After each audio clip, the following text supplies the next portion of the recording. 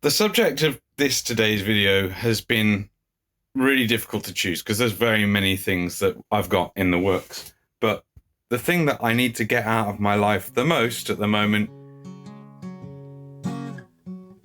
is this thing.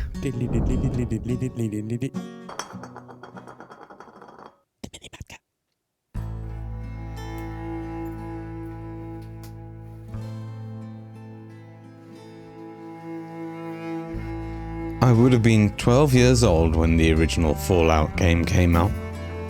Before it was even released in October 1997, I'd played the demo from a CD insert that came with the PC Gamer magazine obsessively for hours.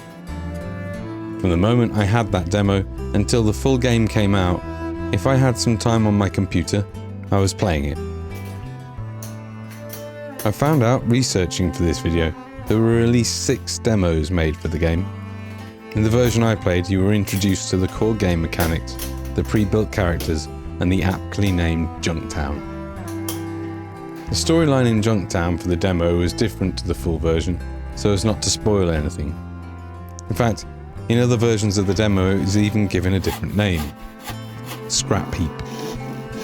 The name is self-descriptive, and design elements present in Junktown would turn out to be repeated throughout the Fallout series, and some key elements informed part of the build process for this board. I'd been brought up on fantasy and science fiction. From the TV shows I consumed, the games I played both on screen and on the table or floor, and the books I read. I'd soaked up Tolkien's There and Back Again, churned through Brian Jacques' Redwall books, devoured Robert Grant and Doug Naylor's Red Dwarf series, exhausted Isabel Carmody's Obber Newton collection, revelled in Douglas Adams's Hitchhiker's Guide to the Galaxy, and gotten lost in Pratchett's Discworld. The only dystopian content I got to before Fallout were the Judge Dredd comics, and despite a number of parallels, Fallout felt especially new and exciting. 27 years later, cue me becoming aware of the Fallout Wasteland Warfare Miniatures series by Modiphius Entertainment. A good friend, Jimmy the Brush, helped me make a connection, and Modiphius sent me some of their wonderful miniatures. They sent whole forces out to a few of my friends, and we had the view that we would get together once they were all painted and ready for play, and so we got everything painted up. They didn't take too long for any of us, and everyone's miniatures came out looking great. So in November 2023, a meetup had been arranged to give the Fallout game a go, and I volunteered to build a scenic gaming board. I had 3 weeks. I'd attempted a big board build before, kind of, well, at least once. I was confident. Originally I'd planned for one half of the packaging from a monitor to act as the basis for the entire board. The dimensions being 33 inches by 18. This was extremely close to the size of the fold-out paper prints that come in the starter set I'd picked up at the UK Games Expo. However, approximately 1 week into the project, it was brought to light during one of my live streams that the aforementioned paper fold-outs, of which there are 2 in the box, were meant to be put in parallel to each other.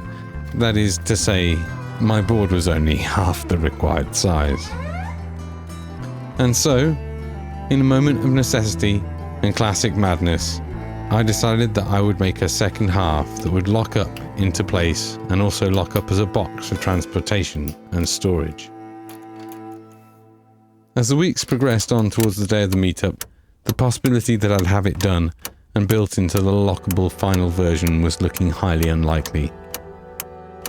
In fact, the footage shown prior to the slideshow was taken after the meetup. The board had indeed been transported in 2 parts, but we did have a fantastic playable surface for the games on the day, and it provided a great backdrop for our miniatures. The project had dragged on longer than I'd wanted it to, for a number of reasons.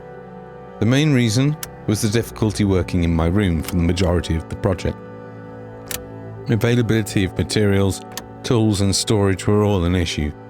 My heavy toolbox sits on top of my wardrobe and needed to be put away for space in the room to move about, but it was also my best surface for cutting. Out of expedience, when I built the trays that would contain each half of the board, I cut them in here. MDF, handsaw, in my bedroom, next to my display case. Mistakes were made. And for those not in the know, MDF dust gets everywhere. I don't like sand. I had a few people suggest MDF in my chat, but pine would have been a better choice for that and for weight reasons and other reasons, but I couldn't get good pine at the same prices or sizes locally. When I wanted to work on the board, I'd have to lay out a dust sheet on my bed, build a flat hard surface for the two boards to sit on, and carefully maneuver each half of the board into position. I could only ever work from the one side of this setup, at an uncomfortable height with no legroom. And then once I was done at the end of each day, I'd have to deconstruct and carefully store the boards on my floor, remove the fold-out table and surfaces, and undress my bed from the dust sheets before I could get any rest. And the board just takes up room I can't spare, and it's driving me mad having to live around it. I have to move things to get into my wardrobe and chest of drawers, and move them back to get out of the room. It's probably a fire hazard.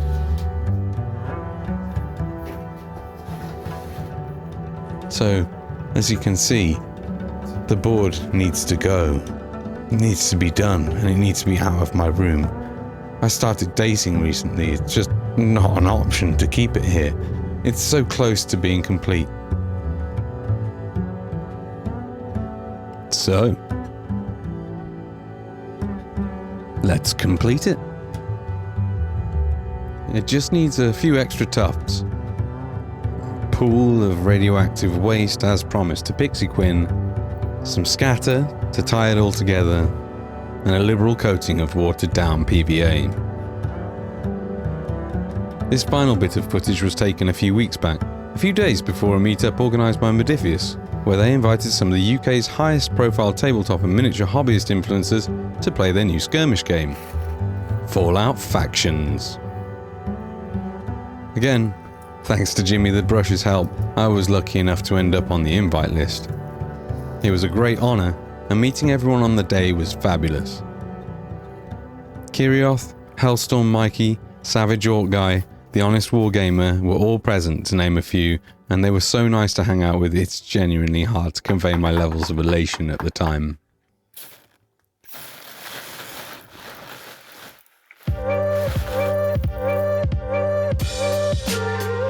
And here it is. Photography of a project this size is new ground for me, so hopefully this bit of footage does it justice. The Modifius staff are all wonderfully enthusiastic, and rightly so. The new game is super easy to play. It really opens up the miniatures world of Fallout to all, complete noobs and experienced tabletop tacticians alike. I'm thoroughly looking forward to seeing what other factions get introduced into the game. As a collector of the Enclave, obviously I'm looking forward to seeing them the most. I left the board with Rob, the Honest Wargamer, because he really is just an absolute legend, and was such a nice dude. And now my room has returned to some sort of balanced equilibrium that it once had. Thanks for taking care of it, Rob. Honestly, I can't thank you enough. It's certainly not the last time I'll be attempting something like this, if I've got anything to say about it, that is. So, if you liked this video, and you want to see more from me, then please subscribe. God, won't you just subscribe? Click that like button for God's sake. Just comment down below if there's anything in this video that gives you inspiration to do so. Now is the time.